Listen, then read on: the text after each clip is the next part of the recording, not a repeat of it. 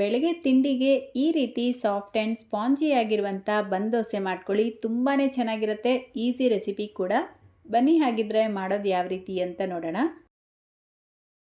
ಮೊದಲು ಒಂದು ಪಾತ್ರೆ ತಗೊಂಡು 1 ಕಪ್ ಬಾಂಬೆ ರವೆನ ಸೇರಿಸ್ಕೊಳ್ಳಿ. ಅಂದರೆ ಉಪ್ಪಿಟ್ಟು ಮಾಡೋದಕ್ಕೆ ಉಪಯೋಗಿಸ್ತೀರಲ್ವ ಅದೇ ರವೆ.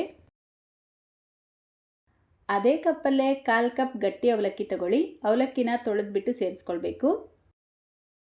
ಈಗ 2 ಟೇಬಲ್ ಸ್ಪೂನ್ ಅಕ್ಕಿ ಹಿಟ್ಟು, ಅದೇ ಕಪ್ಪಲ್ಲೇ ಅರ್ಧ ಕಪ್ ಮೊಸರು, 1 ಕಪ್ ನೀರು ಸೇರಿಸ್ಬಿಟ್ಟು ಜಸ್ಟ್ ಈ ರೀತಿ ಮಿಕ್ಸ್ ಮಾಡಿ 15 ನಿಮಿಷ ನೆನೆಸಿಡಬೇಕು.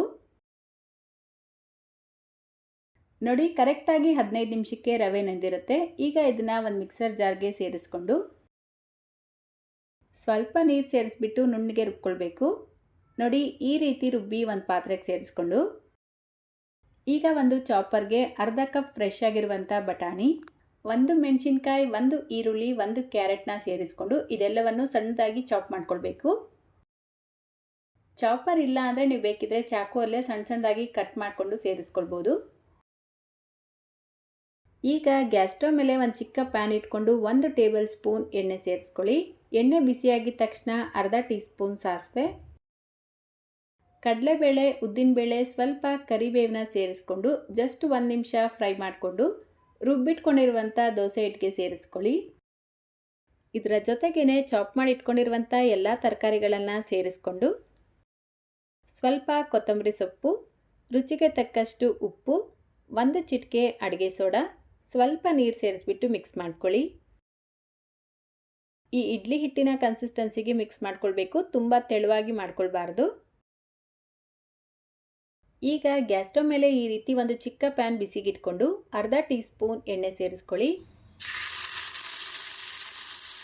ಎಣ್ಣೆ ಮತ್ತು ಪ್ಯಾನ್ ಈ ರೀತಿ ಬಿಸಿಯಾಗಿದ್ದ ನಂತರನೇ ಇದಕ್ಕೆ 1 ಸೌಟಷ್ಟು ದೋಸೆ ಹಿಟ್ಟನ್ನ ಸೇರಿಸ್ಬಿಟ್ಟು ಲೋ ಫ್ಲೇಮ್ನಲ್ಲೇ 2 ನಿಮಿಷ ಇದನ್ನು ಬೇಯಿಸ್ಕೊಳ್ಬೇಕು. ಒಂದು ಲಿಡ್ನ ಕ್ಲೋಸ್ ಮಾಡಿ ಬೇಯಿಸ್ಕೊಳ್ಳಿ.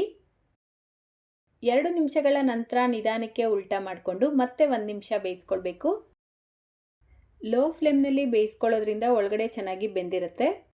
ಅಷ್ಟೇ ನೋಡಿ, ಈಗ ಸಾಫ್ಟ್ ಆ್ಯಂಡ್ ಸ್ಪಾಂಜಿ ಆಗಿರುವಂಥ ಬನ್ ದೋಸೆ ರೆಡಿಯಾಗಿದೆ. ನೀವು ಇದಕ್ಕೆ ಅಡುಗೆ ಸೋಡಾ ಉಪಯೋಗಿಸ್ತೀರನೂ ಮಾಡ್ಕೊಳ್ಬೋದು. ಅಡುಗೆ ಸೋಡಾ ಉಪಯೋಗಿಸಿಲ್ಲ ಅಂದರೆ ಫ್ಲಫಿಯಾಗಿ ಬರೋದಿಲ್ಲ, ಸ್ವಲ್ಪ ಸಾಫ್ಟಾಗಿ ಬರುತ್ತೆ. ಸೊ ಈ ಬನ್ ದೋಸೆ ಜೊತೆಗೆ ನಿಮ್ಗೆ ಇಷ್ಟ ಇರುವಂಥ ಚಟ್ನಿ ಪುಡಿ ಅಥವಾ ಸಾಂಬಾರ್ ಜೊತೆಗೆ ಟೇಸ್ಟ್ ಮಾಡಿ, ಸಖತ್ತಾಗಿರುತ್ತೆ. ಬೆಳಿಗ್ಗೆ ತಿಂಡಿಗೆ ಇನ್ಸ್ಟೆಂಟಾಗಿ ಮಾಡ್ಕೊಳ್ಬೋದು. ರೆಸಿಪಿ ಇಷ್ಟ ಆಗಿದ್ರೆ ಲೈಕ್, ಶೇರ್, ಕಾಮೆಂಟ್ ಮಾಡೋದನ್ನು ಮರಿಬೇಡಿ. ಚಾನಲ್ನ ಹೊಸದಾಗಿ ನೋಡ್ತಾ ಇದ್ದರೆ ಸಬ್ಸ್ಕ್ರೈಬ್ ಮಾಡ್ಕೊಳ್ಳಿ. ಫೇಸ್ಬುಕ್ಕಲ್ಲಿ ನೋಡ್ತಾ ಇದ್ದರೆ ಫಾಲೋ ಮಾಡ್ಕೊಳ್ಳಿ ಅಂತ ಹೇಳ್ತಾ, ಇದೇ ರೀತಿ ಮತ್ತೊಂದು ರೆಸಿಪಿಯೊಂದಿಗೆ ಮತ್ತೆ ಸಿಗೋಣ. Thank you.